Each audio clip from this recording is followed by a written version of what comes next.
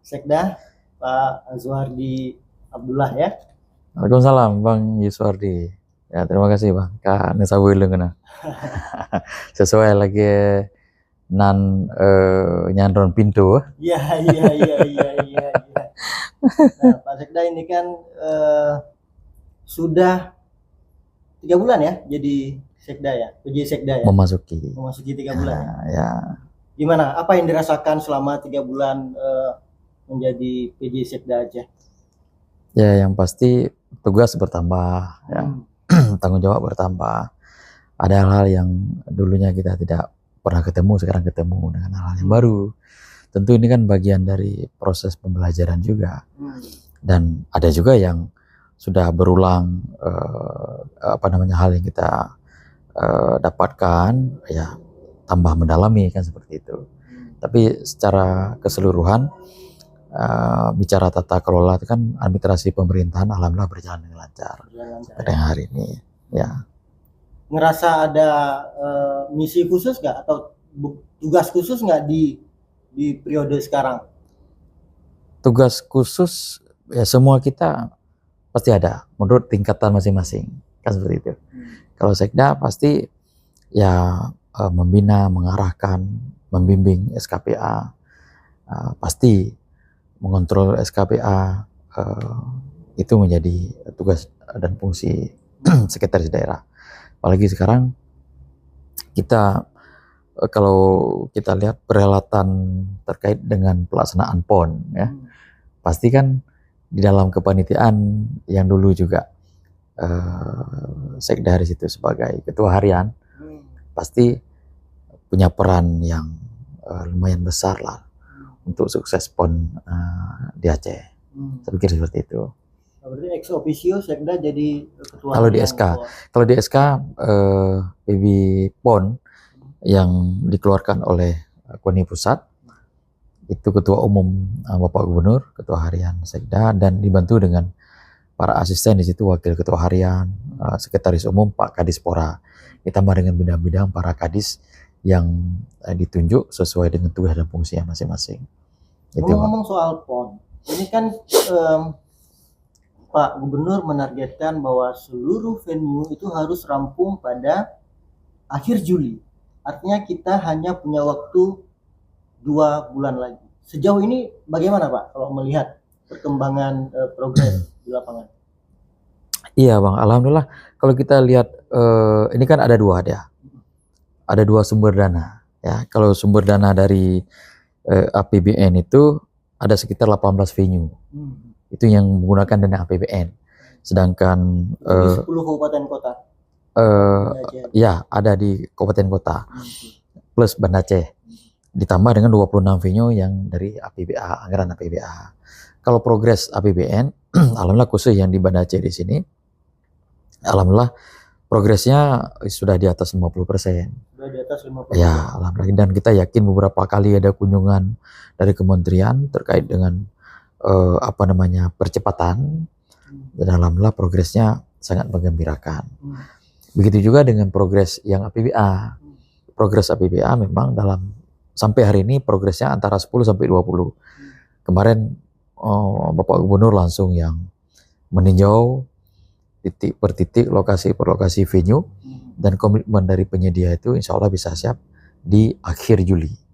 Seperti itu. Kemarin juga saya meninjau ke Sigli, di PD juga berkomitmen mereka seperti itu. Kadang-kadang yang harus kita kawal sekarang adalah hari per hari kondisi yang dialami oleh penyedia. Contoh, hari ini kita di depan mata ini ada Megang. Setelah Lebaran ada hari Tasrik, kan seperti itu. Kemarin saya pastikan yang di PD itu, kalaupun menggunakan pekerja lokal, itu nanti dicarilah pekerja dari luar yang bisa diganti nanti, mungkin shiftnya kan seperti itu, sehingga waktu itu betul-betul bisa dimanfaatkan dengan baik. Nah, jadi insya Allah untuk pembangunan venue semua berkomitmen akhir Juli bisa selesai, kan seperti itu. Kami mendapat data bahwa dari 26 tadi itu 20 diantaranya masih proses tender ya, atau bagaimana? Enggak bang, kalau yang itu udah selesai semua, tinggal Sebenarnya sudah, tapi ya udah, ada yang belum mulai. ada yang belum mulai belum, yang sudah tender, yang sudah kontraktual, udah mulai pekerjaan. Tinggal kalau nggak salah apa 3 lagi kalau nggak salah yang sedang proses di apa namanya di ULP seperti 3 itu. lagi yang masih proses. Berarti yang 17 sudah selesai semua, sudah ready, sudah mulai pekerjaan. Tinggal saja kita kawal proses pekerjaannya itu yang hari per hari ya harus kita pastikan materialnya, harus pastikan pekerjanya kan seperti itu. Jangan ada kendala-kendala yang dihadapi. Kemarin kita cek satu apa namanya lokasi di PD, alhamdulillah sudah sesuai dengan harapan kita. Itu yang venue apa? Yang Kempo yang di PCC, ya kan, di PD. Karena itu yang mungkin butuh waktu yang agak lumayan lama lah, karena memang anggarannya besar, item pekerjaannya lumayan banyak. Tapi komitmen dari penyedia, mereka sudah nambah pekerjanya untuk apa namanya bekerja lebih giat lagi, artinya siang malam mungkin nanti shiftnya nanti akan disusun. Dan kemarin berkomitmen mereka bisa menyelesaikan di akhir Juli bang, seperti itu. Oke. Di kepanitiaan penanggung jawab venue ini kan Kadis Perkim ya? Ya. Nah, kabar terakhir yang kita tahu kan Pak Kadis sedang menunaikan ibadah haji. Ya. Dan informasi yang kita dapat itu tanpa seizin gubernur. Apa benar begitu Pak? Secara apa namanya hierarki, beliau sudah saya panggil. Berkali-kali saya panggil untuk apa namanya bertemu, dan saya sampaikan ada tugas untuk menjawab yang harus diselesaikan sebagainya. Dan beliau menyampaikan nanti akan bertemu dengan Pak Gubernur, seperti itu. Nah, jadi apa namanya kondisi hari ini memang beliau sudah berhaji kan, naik haji.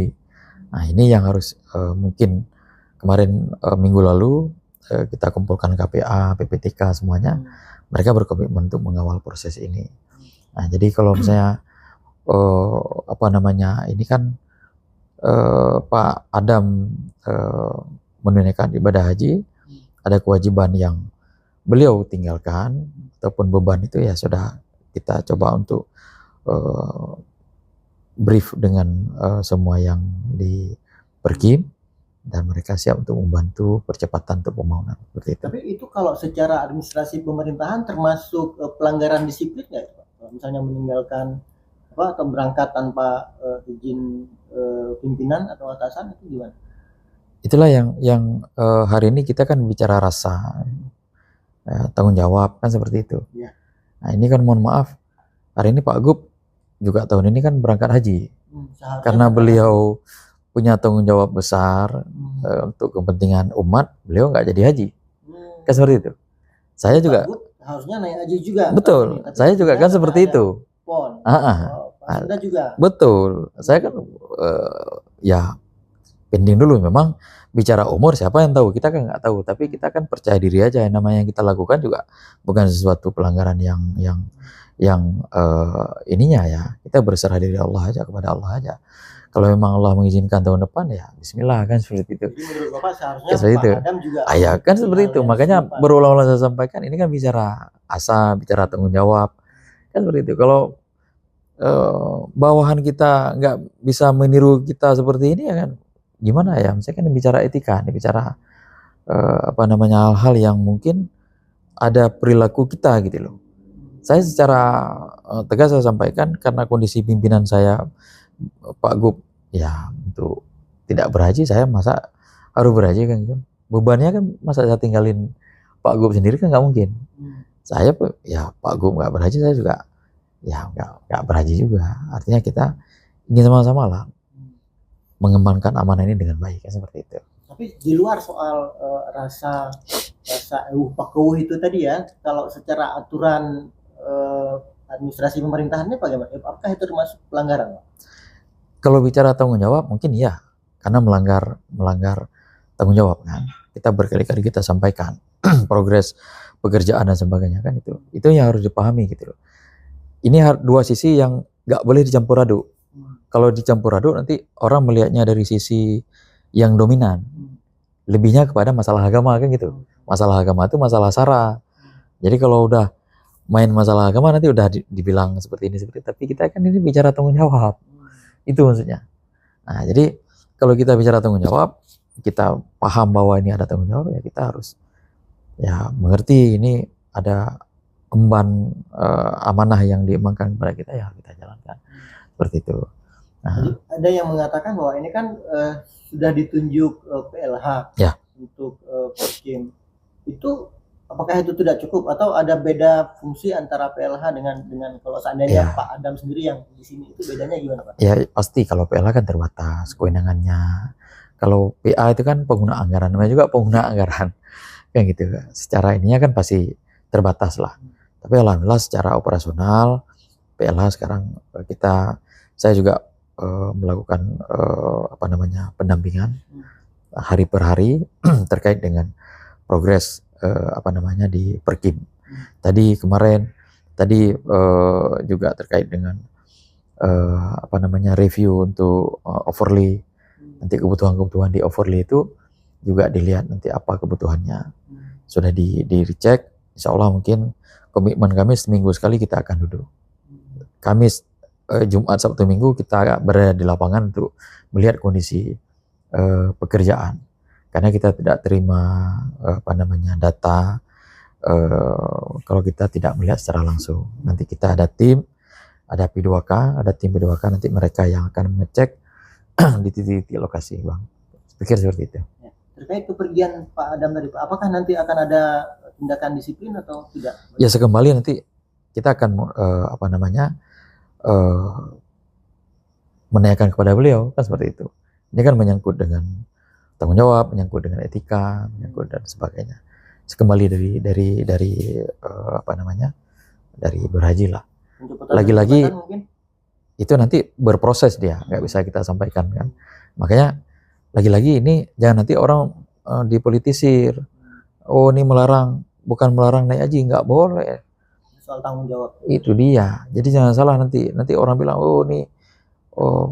Pak pimpinan ini melarang. Enggak. Inilah yang harus tanggung jawab kita itu yang harus kita ini kan gitu loh. Nah, ini kan perhelatan yang apa namanya besar. Nah, ini yang harus kita kedepankan gitu. Karena kalau sepengetahuan Pak Sekda, sejauh apa sih Pak kekecewaan Pak Gub terhadap Pak Adam ini? Ya, saya kalau melihat kita ini kan satu gerbong, satu tim gitu kan. Sama seperti main bola gitu kan.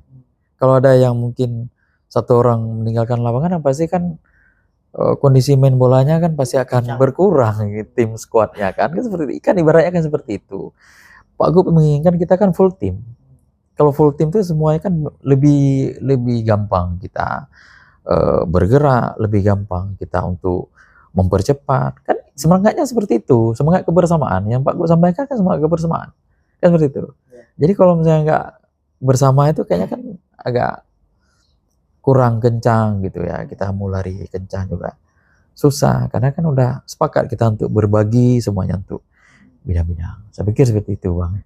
Ini kan sebelum Pak Muhammad Adam berangkat kan sempat ada dibuat memo penunjukan PLH Ibu Dina Feriana ya, sekretaris Dinas Perkim ya.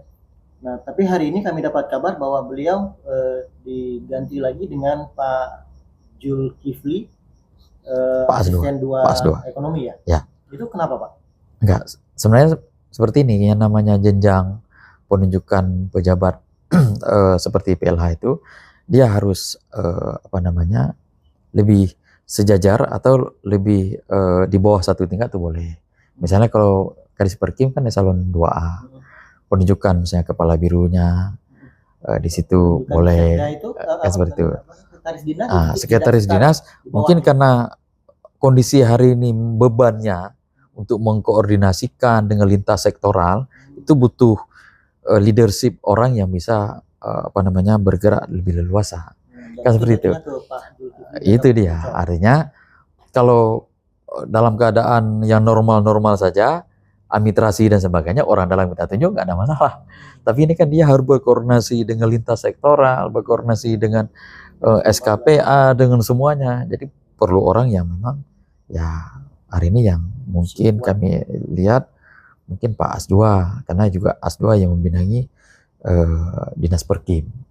Jadi beliau tuh koordinatornya lah, apa namanya, yang membawahi Dinas Perkim. Itu mulai berlaku kapan penunjukan Pak Jul? Seminggu yang lalu pas beliau berangkat ininya udah langsung kita tunjuk. Oh gitu. Itu. Oke, ada lagi yang mau disampaikan, Nak? Mungkin yang terakhir. Saya pikir ini perhelatan PON ini adalah momentum kita untuk kita merajut kebersamaan, mensukseskan PON, karena kita aku yakin untuk mengulang peristiwa PON di Aceh itu puluhan tahun. Ya. Kalau kita hitung mungkin kurang lebih 100 tahun. Oleh sebab itu, kami mengajak untuk semua elemen, semua masyarakat Aceh, ya, ayo kita sukseskan PON, ayo kita dukung, ayo kita bahu-membahu. Kalau kami sampaikan dalam pelaksanaan PON ini ada 4, sukses penyelenggaraan, sukses prestasi, sukses administrasi, dan sukses ekonomi. Itu artinya penyelenggaraan nanti open ceremony Pak Presiden datang ke sini bisa tersenyum beliau di akhir masa jabatan beliau. Yang kedua, sukses prestasi, kita berharap ya atlet kita menjuarai semua cabang olahraga yang sudah ditargetkan oleh KONI Aceh. Ya, sukses administrasi, semua kita berdoa tata kelola pengelolaan uang terkait dengan uang PON itu betul-betul sesuai dengan prosedur, mekanisme, dan persyaratan, karena kita tidak mau ada masalah di kemudian hari. Dan yang terakhir adalah sukses ekonomi. Ekonomi adalah orang yang datang kemari, ada multiple effect dari pelaksanaan PON, karena uang yang beredar di masyarakat itu akan sangat besar. Semua dari penjuru Nusantara akan datang kemari ya menikmati bagaimana keindahan kuliner ataupun beragam budaya yang ada di Aceh, dan mereka pasti kemari membawa uang seperti untuk berbelanja di Aceh. Oleh sebab itu momentum ini kita